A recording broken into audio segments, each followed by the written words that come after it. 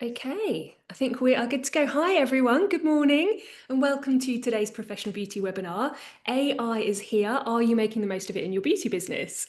I'm Eve Oxbury, I'm editor of Professional Beauty, and so thank you for joining us. These webinar sessions are designed to give you practical insights that help you run a more profitable business. So today's topic fits that perfectly. AI is quickly becoming part of how every business operates, particularly in the beauty industry. It's influencing how clients search for salons, how we create content, and how marketing time and money are spent. So our aim this morning is to cut through all the hype with AI and look at what it really means for beauty professionals, how you can use it to save time, create stronger marketing, and stay visible online. And leading us through this is Kate Woods. Kate is founder of KOR Digital, and she's been working online since 2001 and in the hair and beauty industry since 2007. So she knows her stuff. She's been building websites and digital marketing campaigns for salon and beauty business owners. And she's going to share some practical examples of how AI tools can support you day to day and help you spot what's coming next. So before we start, the session is being recorded and we'll upload it to our YouTube and send you out the link afterwards if you want to watch back. And also, we very much welcome questions. So if you've got any questions, do put them in the chat as we go along or in the Q&A box, which you can usually find in the More section. If you put them in there as we go along, we'll get to as many as we can at the end.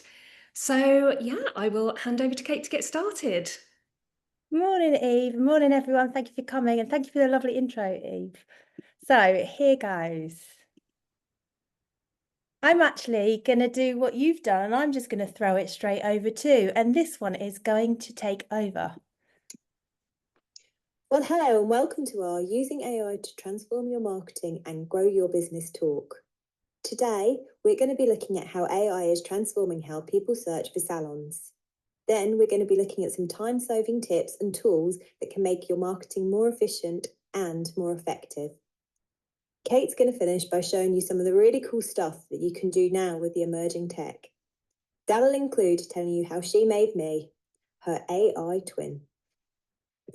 Yeah, she's a little bit freaky, isn't she? But it does show you quite how quickly technology is improving and where things are going. So what we're going to do is we're going to start off by having a little look at search and how AI is changing search. So traditionally, when someone's looking for a salon, then they've gone into Google and they've typed something like beauty salon in the town, or they might have typed beauty salon near me, although actually those searches have actually dropped in recent years, or they might search for something specific like facial in near me or facials in my town, and then they would have got results back that looked something like this. So you would have at the top, you would have had like a local pack, you might have had some find results on some websites and even maybe some Google ads.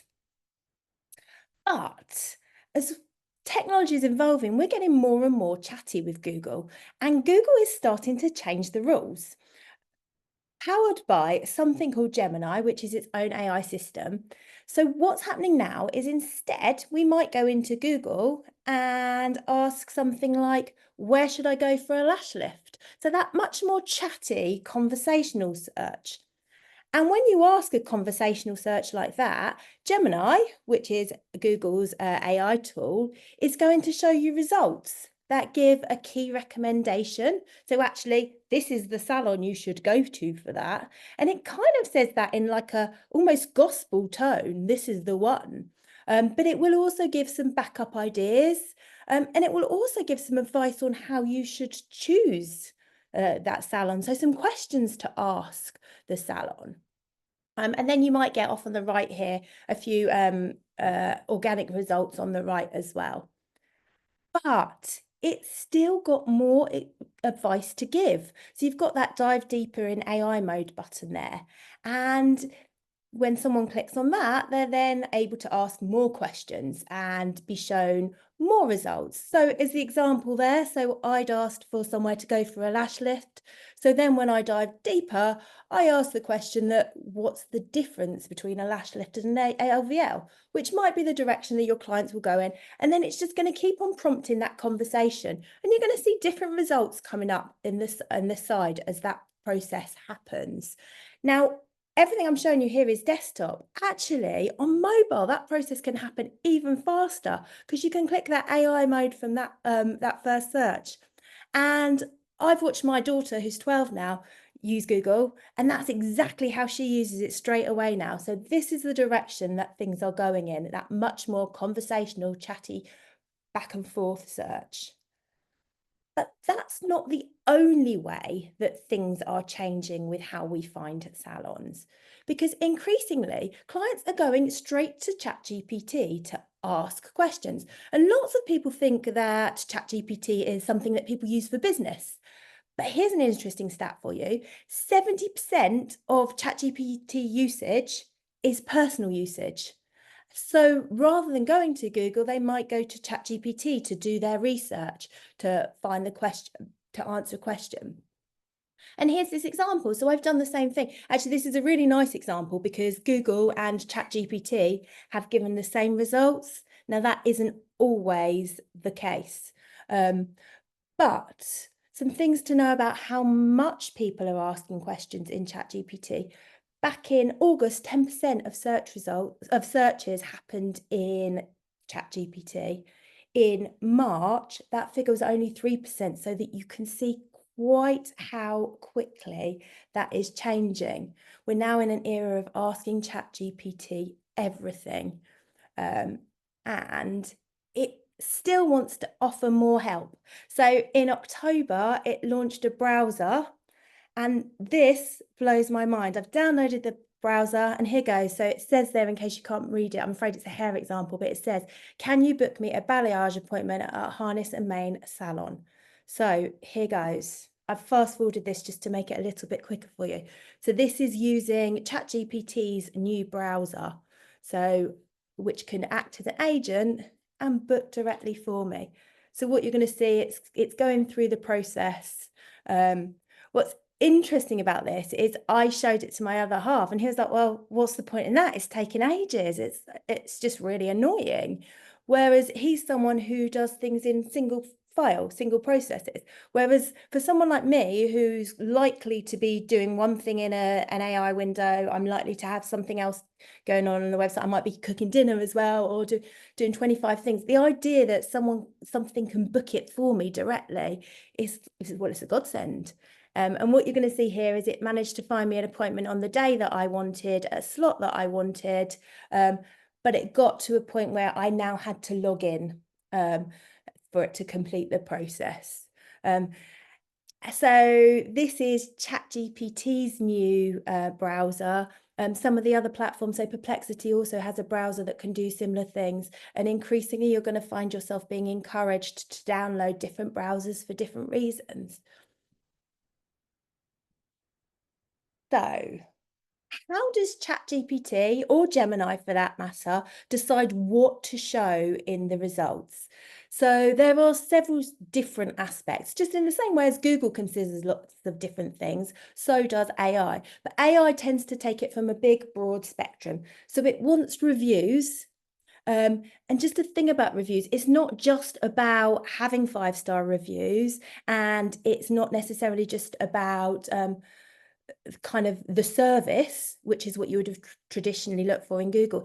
AI is actually taking into account the sentiment, so the feeling behind the review, the emotional words and the emotional cues.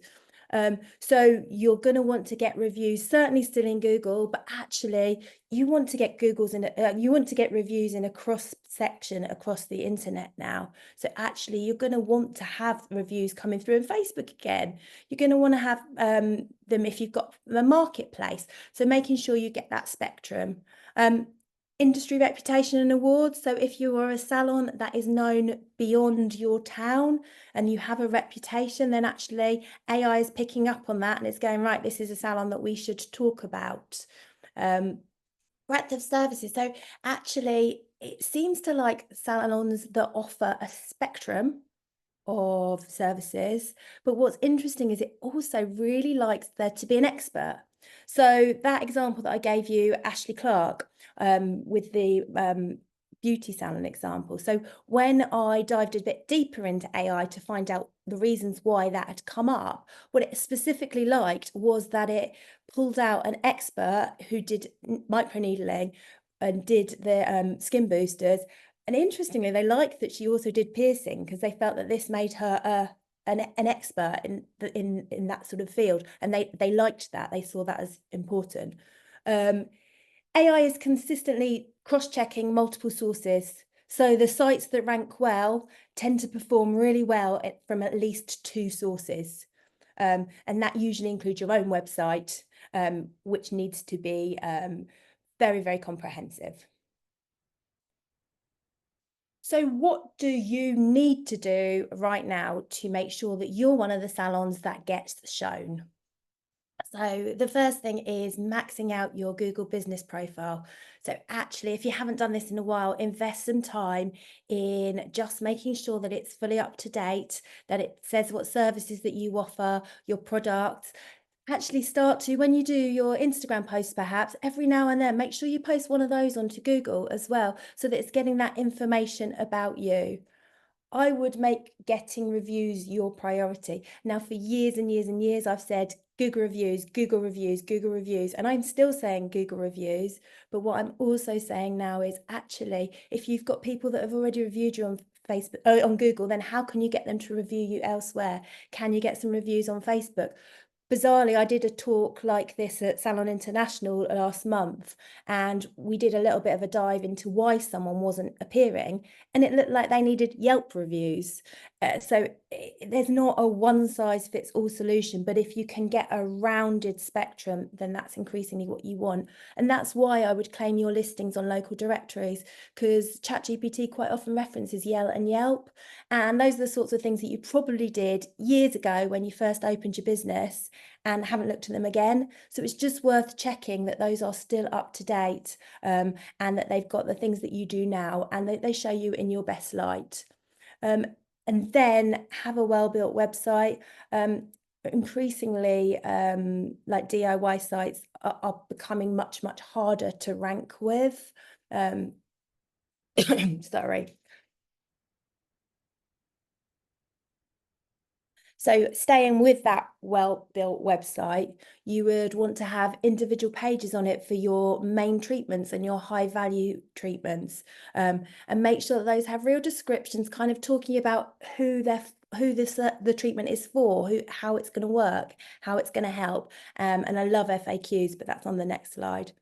And then also really make a focus on using the words that your clients would actually use rather than scientific technical language, because actually people are searching in that chatty way. So actually, if you've got the answers in that chatty tone, then those are the answers that are going to be supplied. And then the last one is to make sure that you have structured data on your website that can be read by AI. Now, that's one that you're probably like, what the hell does that mean? And it's a techie term. It's usually about schema that tells AI exactly what your website is. Now, what you can do is you can check in with your developer about it, or you can drop me a line, actually, just send me a website and say, look, is this, does this have schema in it? Or I can even send you some tools that you can do it yourself with if you want to check.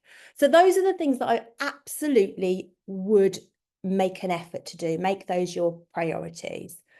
Next one is what you should do. So this is more ideal case scenario. And that's using FAQs and those useful descriptions, and using PR potentially to get mentions from the local press and the trade press, and other trusted sources. I would really encourage you, for lots of reasons actually, but I'd really encourage you to team up for local businesses and see if you can create, we also recommend pages on your websites that means that you get local businesses shouting at you and local shouting about you and local shouting about what you do. And I would look at optimizing your content for voice search. So actually, do you actually write how people speak? Because voice search, like AI, is coming and coming and coming, and it's one of the things that will be here all the time in the future. And then the last one, I showed you that how You can now book through certain software using AI agents. And I would just have a go at that for yourself. See if your website will enable you to do it, to check whether you're ready.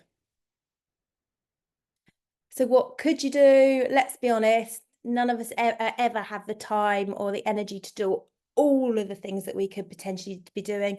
But if you're in a position where you wanted to really, really push your online reach and make sure that AI is loving you, then joining Reddit and LinkedIn and adding LinkedIn to your marketing strategies would be good options for you. I think the big thing to remember is that you either need to have the best website in the area or the best trust signals in the area. And the salons that are really going to smash it are the ones that do both of those things really well. Now, if I was sitting where you are right now, I would be thinking, well, that's great, but that all takes so much time. And how are we going to do that stuff? That's just not entirely realistic. So you're going to need to claw back some time, right? And in the next section, we are going to look at how you can use AI to improve your efficiency. So at the moment, salons can use AI for writing of their content, whether that's captions or ideas or blog posts. You can use AI in your planning, so getting it to create a schedule for you. And you can also use it in your time management. So there are tools to clean out your emails. There are tools that can advise you how to respond to things. You can use it for managing your accounts. It's got better for booking appointments, or using it for researching of brand partners. Now, sorry, I'm just going to grab some water. But how do we actually make that efficient? Well, it all comes down to writing really, really good prompts. And a good prompt in AI is a prompt that is specific and explains exactly what it is that you need. So when it comes to asking AI for things, I would ask it what it is that you want, i.e., I'd like an Instagram post, why you want it, because we have a new treatment that I want to talk about, or whatever it is, who your target audience is, so who you're trying to talk to, so it knows who you're trying to reach, where it's going to go. And then this important one that this often gets forgotten is that what action do you want people to take? So actually, at the end of this post, I want people to book an appointment, or I want people to message me for more information. So tell ChatGPT what it is that you want to achieve to enable it to give you the content that will allow that. So what not to write? So write me an Instagram caption about anti-aging facials. So I'm going to write that and I'll show you what we come back with.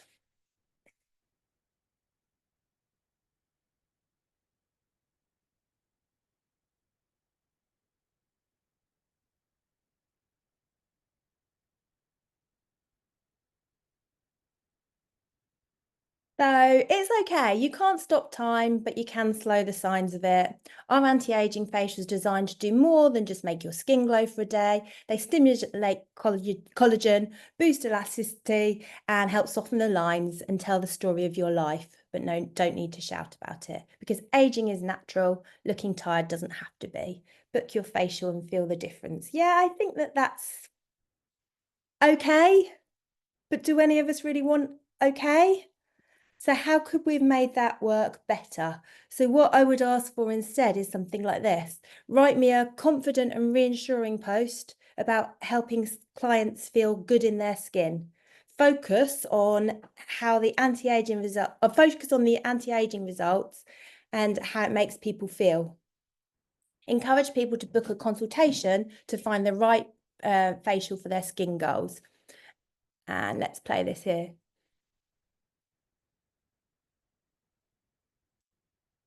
So as you can see, it's just that extra little bit of detail, so that the more that you put in, the better the results that you're going to get out.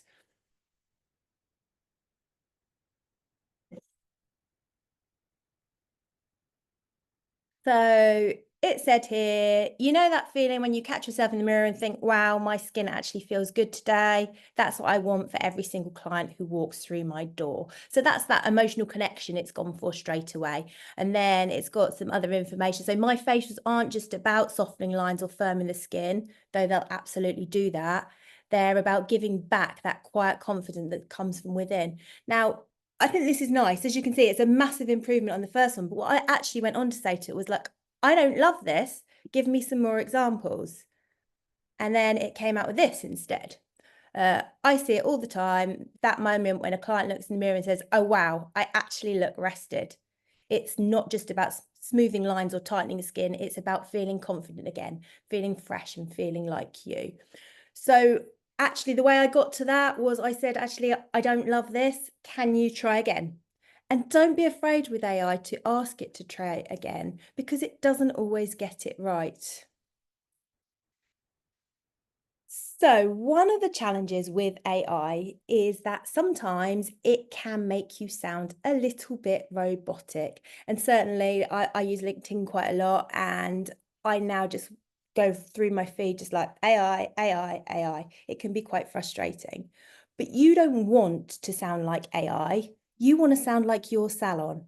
So these are some prompting tools that you can use to make sure you do sound like you. So the first one is to seed it with content that's working for you at the moment, or content that's worked for you in the past. So what you could do is you can just copy and paste some Instagram posts that have been really successful for you and say, this is my tone of voice. You could do the same with emails or pages on your website. You could tell it some existing brands that you really like the tone of and say, okay, I'd like to write like this. And what I would encourage you to do is, if you already have them, to upload your brown guidelines and tell it to save those as a template so that it always uses that consistent tone that you've already set out for it.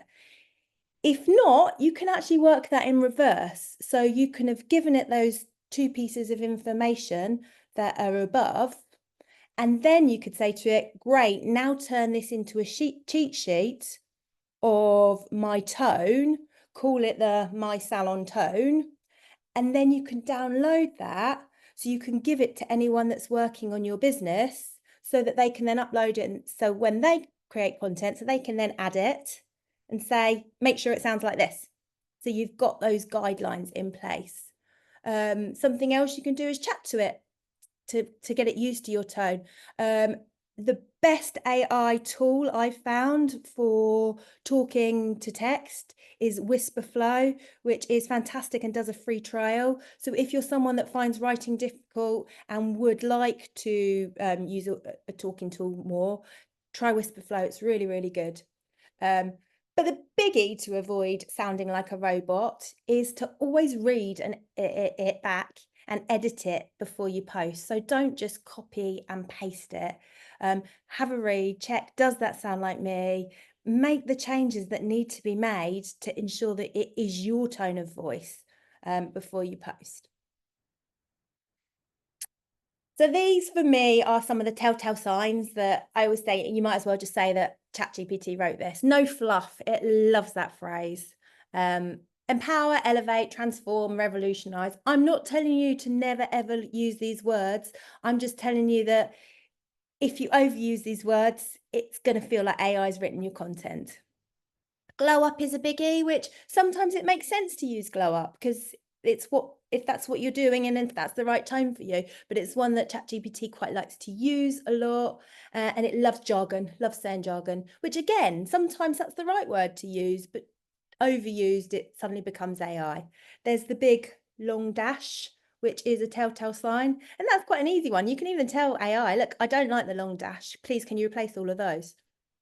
It loves the truth and here's the truth, and it also like here's the thing, with that question mark, so short question and then an answer, and that feels quite AI-y.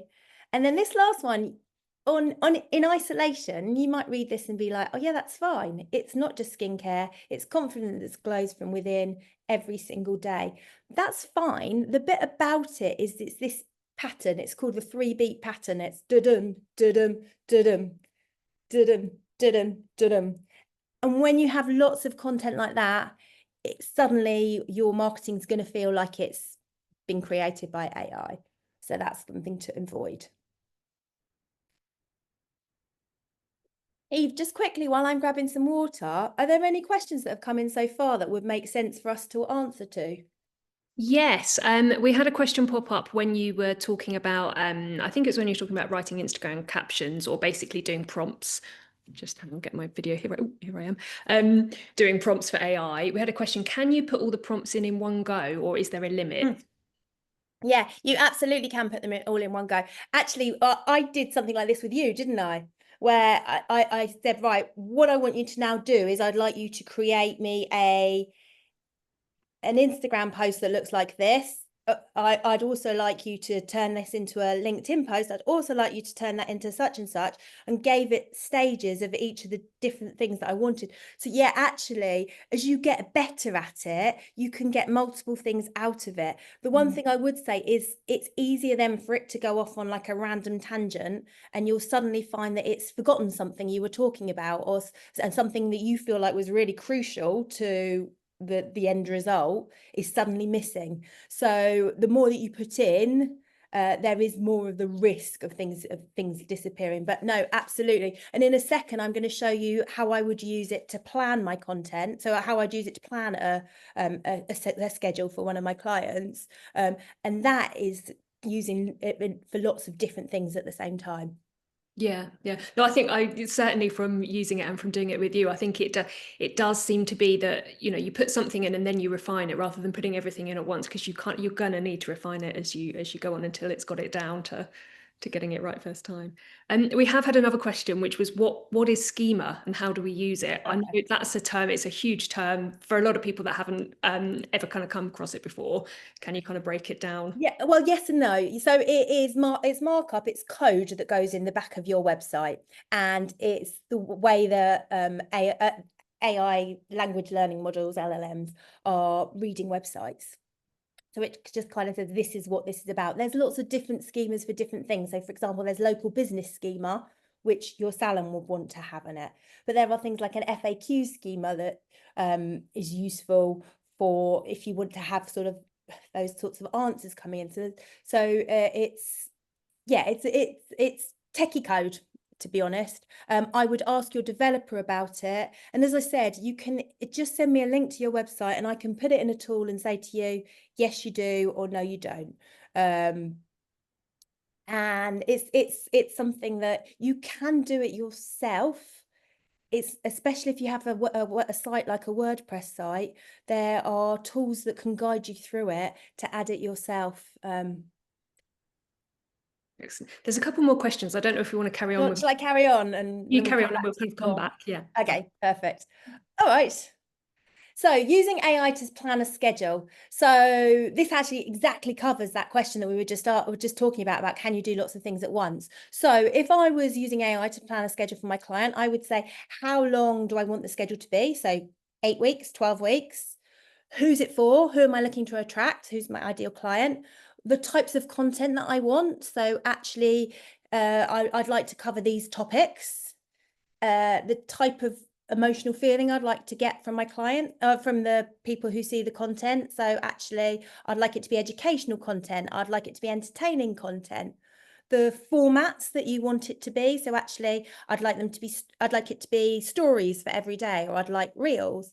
The content that you're going to need to create. So ask it for what photos you need or what shot list you need for a video, and then some caption ideas. And then this is the last one that not many people do, but it really helps when you do, is tell it how you want that information to be displayed. So next slide, I am going to show you what that actually looks like. So here I've put, my salon is in Twickenham, West London. We specialise in advanced facials, skin rejuvenation and anti-aging treatments that help women feel confident in their skin. So that's that first bit, giving it the knowledge of you. This schedule should be for 8 weeks. I'd like an idea for an Instagram story every day. I want to attract women who are 35 to 60 who care about their skin and want to look fresh and youthful. Content should be education. and I want an emotional connection, and the tone should be friendly, chatty, and reassuring. And then I'm asking it for a hook and a shot list. I might just fast forward this a little bit because it could be a bit boring. So when I did that, here goes. That's really quick, as you can see. So like actually what that's, if you were going to sit down and do that yourself, this is hours and hours of time. What I've just shown you is pretty much in real time. And from this, what I can now do is I can go through and go, right, I really like idea 1, 2, and 4. Please, can you come up with more ideas like those? Actually, what you've got off on the side of the screen is story ideas for every single day of the week. Or what I might say to it is, okay, great. Now can you fully write the caption for number 7 and give it some more some more questions about that. But as you can see, I mean, we're talking here, that just has saved you what, an hour, 2 hours, 3 hours. The thing I would say is to always remember that you are still going to have to create the content. AI is not completely going to take that away from you, although we will look in a little minute at using it for images.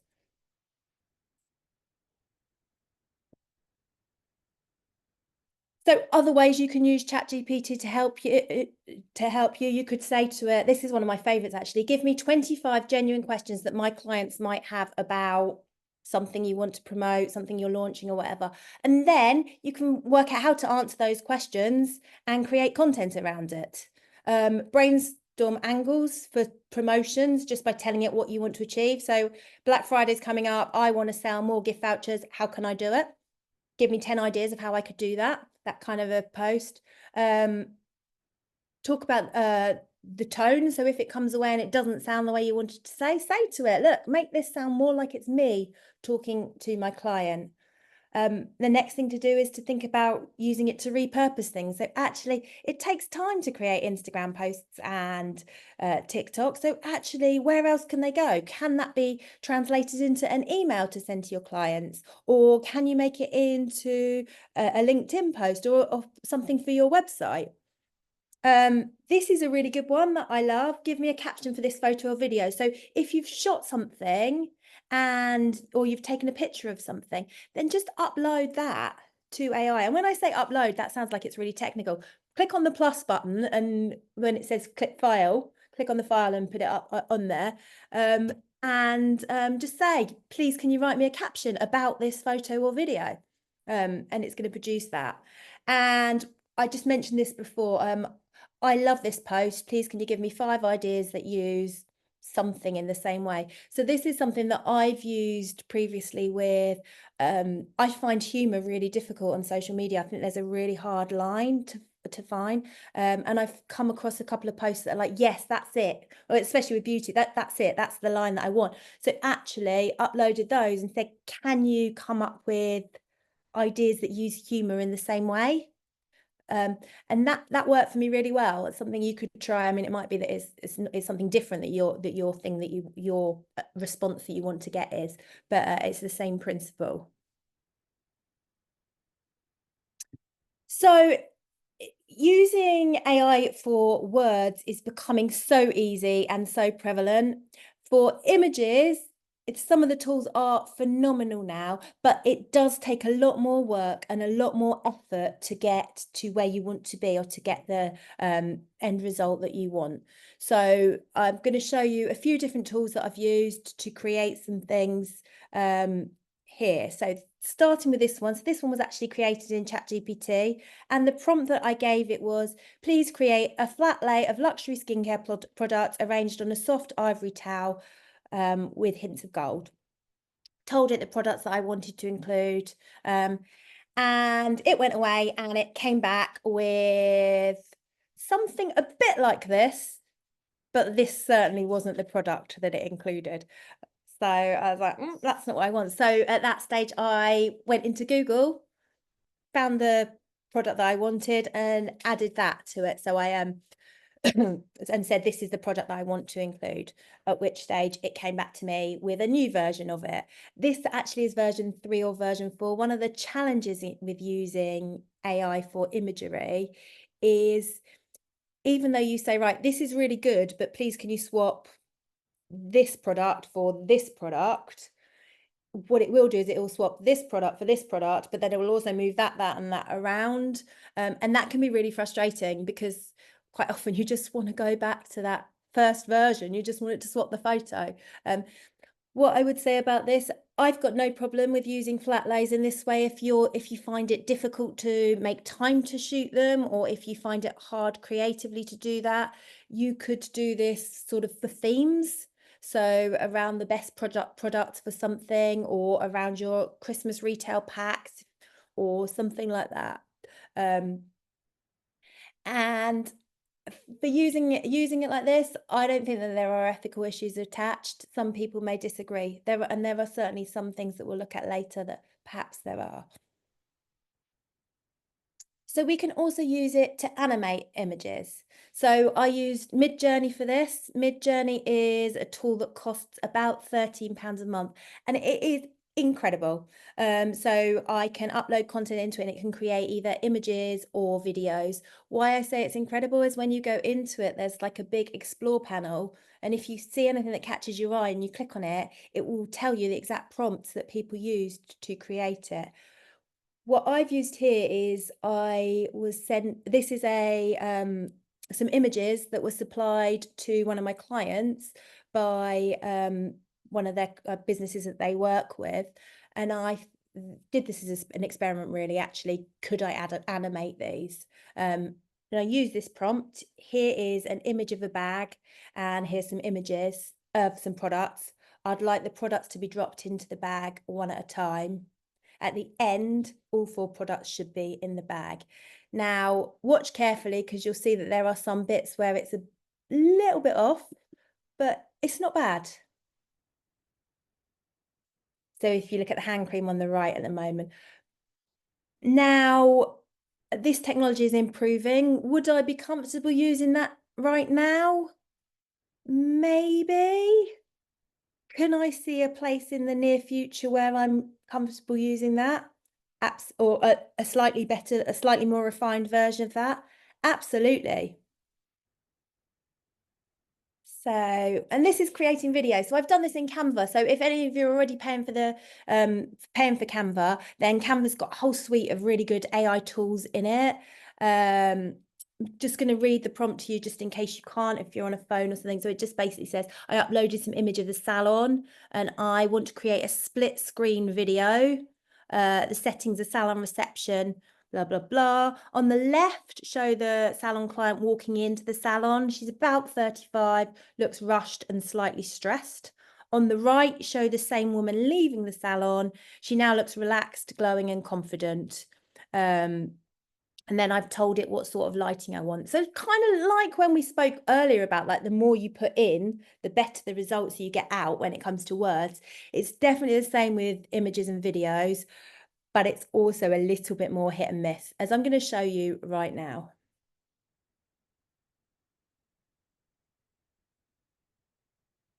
I like the bit where she goes to brush her hair with her phone, which is interesting. But I mean, with a little bit more time, so I'd probably spend 5 minutes on this. Obviously, if you were going to go and try and film that in your salon, then that's an afternoon.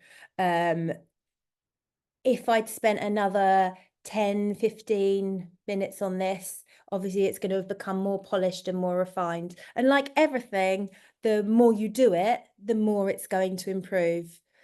One thing I would say to you is I would only be doing things like this for illustrative purposes. So I would never be actually, can I create like a before and after type thing?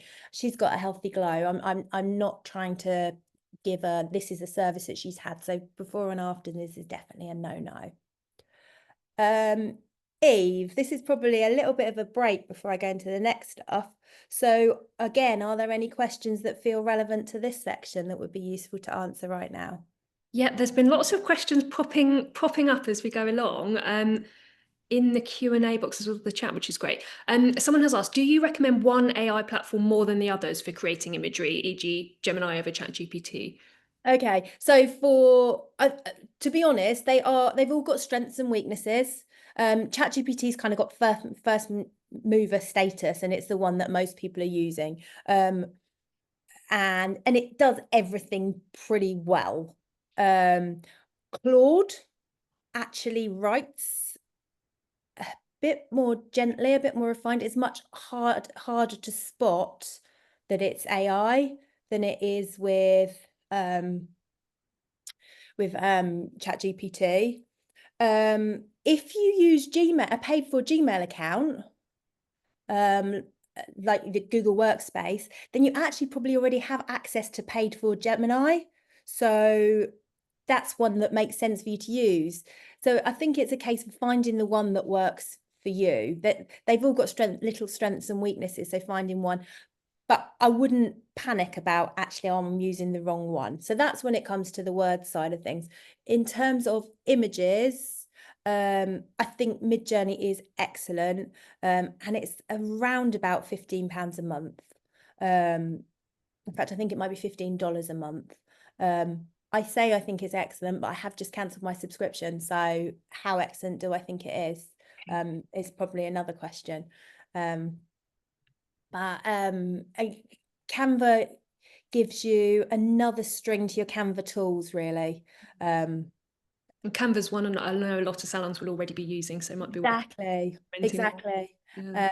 So their paid for version is about 20 quid a month that gives you all of those tools. Though I have noticed that they're just about to change something, so I suspect that they might have a price increase on the horizon because they've sent out an email saying plans are changing. Yeah. And we had one question about kind of how far you can go with automation. Could you create in ChatGPT, could you train it to write posts like you automatically say once a week? Would that be complicated? So I suppose how much No, can you yeah. do to Yeah, set you can absolutely do that. You could set it up, so come up with your prompt that you want to do. So on a Monday, I want to create a post about blah blah blah blah blah. Save this prompt and give that prompt a name. So then on the Monday morning, you come in and you can say now perform so and so, and give it the prompt name. So you can do that with a little bit of coding, a little bit more of effort. You can get that automation process, so you don't have to say that or do that. But what the workaround that I've just given you is one that everybody could do straight away. Excellent. Thank you. We've had some other questions that are kind of more general, so I don't know if you want to cover those now or wait at the end. Or... Shall I carry on? Okay, And we'll then come we'll back cover those at the end. All right. Excellent. Okay, so twinning. At the start, I showed you KOR, who I created in HeyGen. And HeyGen is for making online clones. So the process that I went through to do that was just uploading some videos of me, and then I uploaded also some photos from an old photo shoot. Creating that first setup process takes, I don't know, best part of an hour. But from that, you're then in a position to create lots of content if you decide that that feels right for you. I'm just going to show you here two sides of it. So this one on the left, I showed this to a friend, and they're like, it kind of looks like you if you're in the Gilmore Girls. And they gave me a really interesting voice. So here goes. So this is what happened when I asked HeyGen to put me in a coffee shop. So in terms of using these clones, if you don't give it any images, it works from your video and then kind of creates a you, then it's not there at the moment. The version that I used for this, it was about 20 quid. I couldn't use that on an ongoing basis.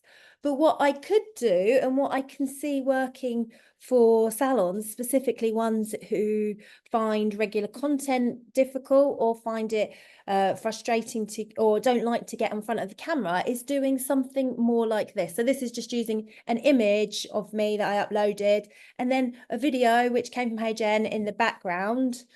So you could do something like this. A trip to the salon is never just It's all a bit cheesy. It's all a bit AI-y, but I just wanted to make the point.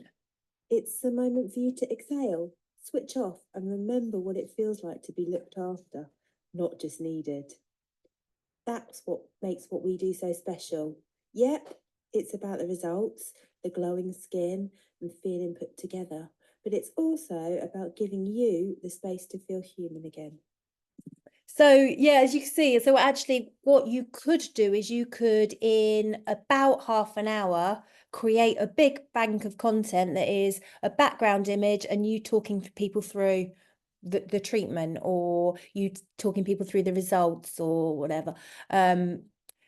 Now, does that sit comfortably with people? It won't for everybody. And some people may be like, well, why would you do that? Because you can just record it yourself. And you absolutely can if that's your comfort zone. But if that takes you out of your comfort zone, then this could be a way to create that kind of content. So this is what happened when So something else I've been playing with that again is not quite there yet, but it's getting there, is the concept of personalized voice notes. So when you've had a client come into you and after the service, after your treatment, you might want to give them some feedback or whatever, just mention something personal to make them feel valued and to make it feel special, but you've not got the time to do that yourself. So actually what you could do is a handover where you said to your receptionist, hey, can you just tell so and so this? And I'm using 11 Labs here to show you an example of what this could be like. This is just a little reminder to try to avoid touching your face and make sure you drink plenty of water. Don't worry about that little bit of redness, it should go down in a couple of hours. But if you're worried about anything, please give the salon a call. So as you can hear, my issue with that at the moment is the inflections. Now I could invest some serious time in making those sound the way that I sound rather than kind of like I sound, but not quite.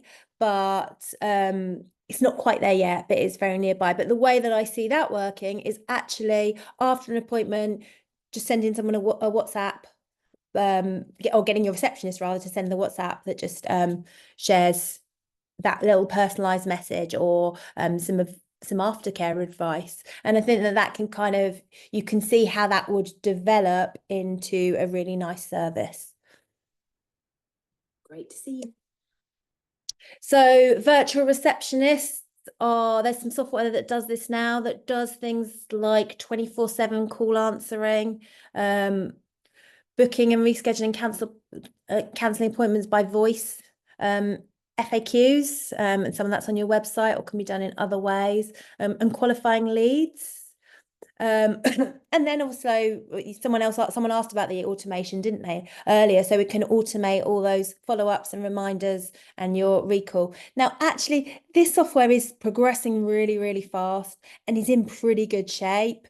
The key things that you want to do if you're going to take on one of these is you just want to check that it does integrate well with your salon's software. And I would encourage you all to kind of just be asking your software companies, what direction are you going in before you do something like this? Because actually, I would imagine that it's on the radar of all of the main booking software at the moment. But also, if you're going to do it, then these are the things that you want to think about, like that voice quality, because actually you do need it to sound human. And you also need to know that you've got a fallback to humans, because AI gets it wrong, and what you don't want to do is let someone be in a loop with a computer program that is just making things work worse and worse. So do you know, I was really worried about time, but I feel like I've just whizzed through this because then we're at the summary slide already. So as a summary, AI is already changing how clients find, choose and book salons, and visibility now depends on trust, as well as just what you're putting out there. Your website, and you do need a website, must be search and AI ready with schema, service pages, and natural language like the way that you speak.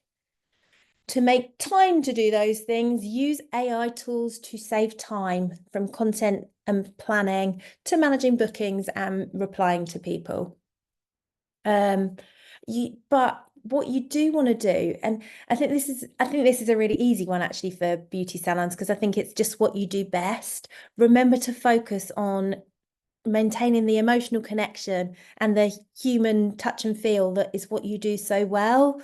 Because in a world where more and more and more AI is happening, that connection is just becoming more and more important and more valuable. So kind of be authentically you, even if you're letting AI help you to be more of authentically you. Um, and that's why I think that the salons that win will kind of blend technology and empathy. And then they'll also get those systems in place. So what next? So I have an AI for beauty salons course, which takes you through a lot of what we've just gone through, just in more detail. So much more slowly. It's £49, but there's an offer, so you can have it for 25%. Sorry, for £25, 50% off using that code, and you can scan it here. If you want to message me to see if your website is ready for the new era, then you can email me or WhatsApp me. What would have been really helpful if I then put my email address on there or my WhatsApp number. Can we put that in the chat? Shall I put that in the chat now? Yeah, you should be able to type that in the chat, or Yeah. again.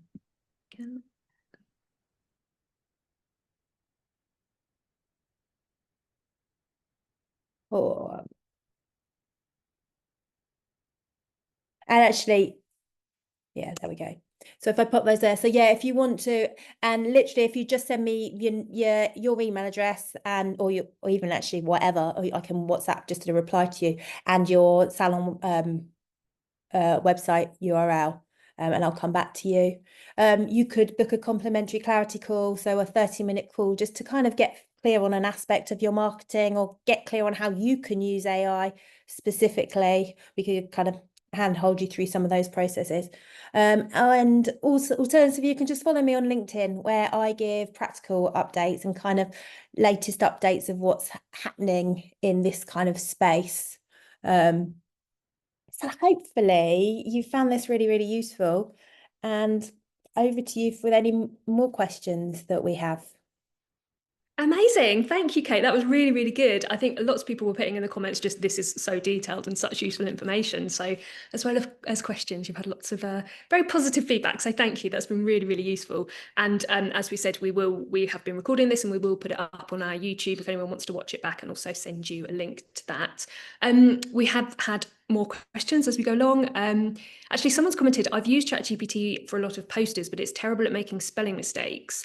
Does that change if you get the paid version? I think one question a lot of people have is also like, do I need the paid version? Obviously, you can use ChatGPT free. A lot of these tools you can try free, but there's benefits to getting the paid version. So I suppose, how many things should people be paying for, and what should they choose? So the spelling mistakes isn't something I've actually noticed. And I do have a paid for version. So actually you may have nailed it straight away there. The reason why I think that the paid for version is better, well, there's two reasons. With the free version, it's learning from you. So it's using you to create its learning of what matters. With the paid for version, it's working for you. So it's got to learn what you teach it, and it's got to use that information, or it's going to use that information. So the biggest reason for me of going for the paid version is the memory. But yeah, I actually do you know what I'm intrigued about that spelling mistakes one, and I'm going to do some research into it. So whoever said that, drop me a line or something like that, and I will come back to you with a response. Actually, have a look on LinkedIn in the next few days, and I'll come up with a response. That's very good. Another question we had is it a good idea to introduce AI with myself first, so that AI will be more specific to answer back? So I suppose, yes, what's the best way to get it to get to know you before you kind of get it to respond to you?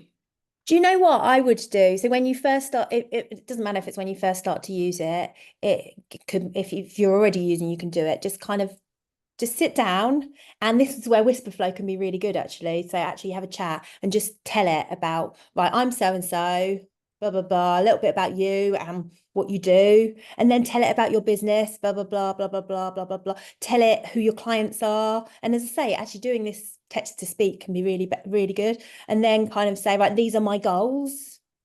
And then it's got all that information. So you can then say, right, can you summarize this?